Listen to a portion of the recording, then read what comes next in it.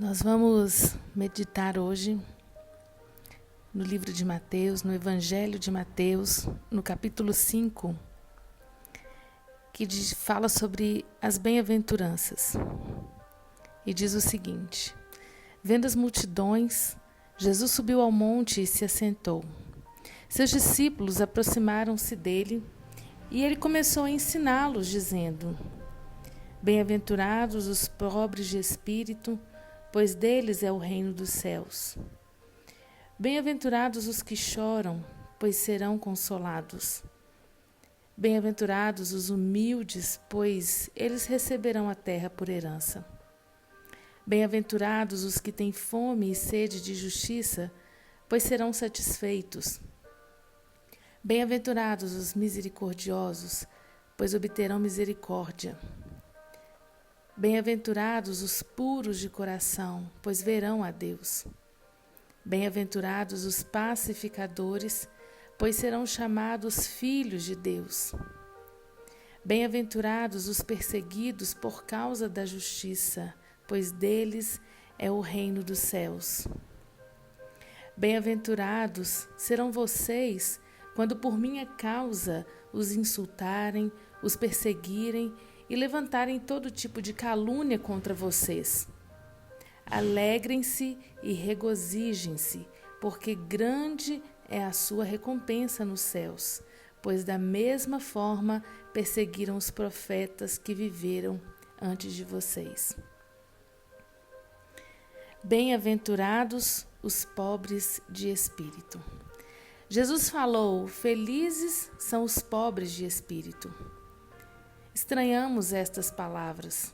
Achamos que felizes são os ricos, os belos, os habilidosos, os inteligentes, os que não precisam de nada nem de ninguém.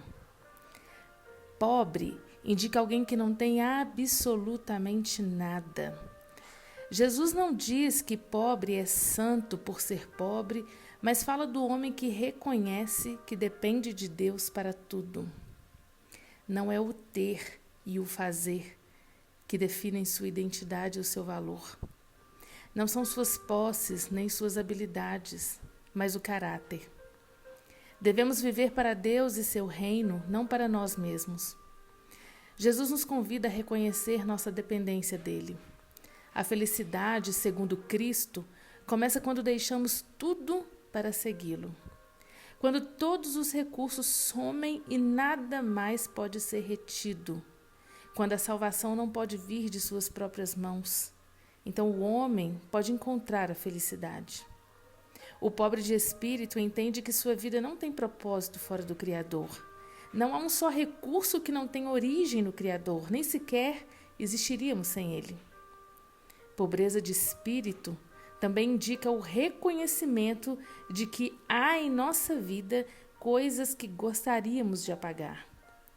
Os humildes de espírito se deixam ensinar, reconhecem que precisam de cura e não justificam seus erros. Reconhecer as suas falhas é o início de um processo de cura e libertação interior. Pobreza espiritual é arrependimento na forma mais profunda. Os pobres de espírito são aqueles que se rendem a Deus. Para eles, Deus é o real tesouro. Deles é o reino dos céus, o qual acontece sempre onde prevalece a vontade divina. Se o ego impera, não há reino.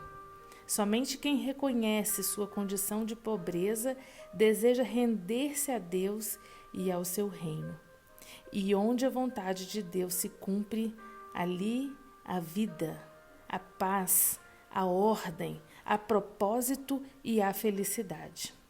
Felizes são os pobres de espírito. Que Deus abençoe você nessa reflexão.